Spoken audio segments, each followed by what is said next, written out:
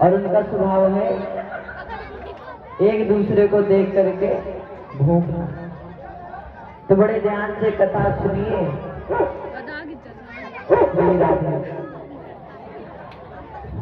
बोलिए भगवान की। तो भगवान वृंदावन में थे। इधर कंसन को पता चला कि अब मेरा शत्रु बड़ा हो गया। तो कंस ने अक्रूर जी को भेजा। अक्रूर जी से कहा कि देखो अक्रूर, कि तुम जाओ और जाकर के कन्हैया से कहना कि महाराज कंस ने तुम्हें बुलाया है। एक बहुत बड़ा धनुष यज्ञ हो रहा है जिसमें तुम्हें बुलाया। अब अक्रूर जी चले, लेकिन अक्रूर जी भगवान के भक्त थे। कौन से भक्त? अब अक्रूर जी भगवान के ध्यान लगा के चल रहे थे कि यदि मैं कन्हैया को कंस के पास ले गया तो कहीं ये कंस कन्हैया को मार ना दे। अब ऐसा अक्रूर जी सोचते सोचते पहुंच जाते हैं कहाँ? दिल्ली। अक्रूर जी पहुंच गए दिल्ली सोचते सोचते। अब बाद में पता चला कि अरे हमको तो वृंदावन जाना था और हम आ गए दिल्ली, क्योंकि दिल्ली वृंदावन से ज्यादा दूर नहीं है। अब अक्रूर जी वापस रथ को घुमाए और फिर चल दिए वृंदावन की ओर। अब फिर सोच रहे हैं कि कन्हैया को लेकर के आऊंगा वापस, क्योंकि भगवान के भक्त थे अक्रूर जी। अब अक्रूर जी पहुंचे वृंदावन।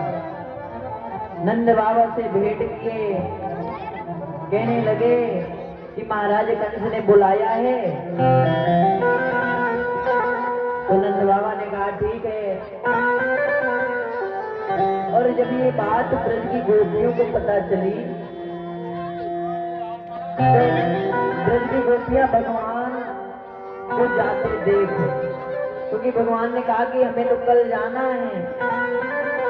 तो गोपियां ने जब ये सुना कि हमारे प्राण पिए जा रहे हैं तो गोपियां रोने लगी।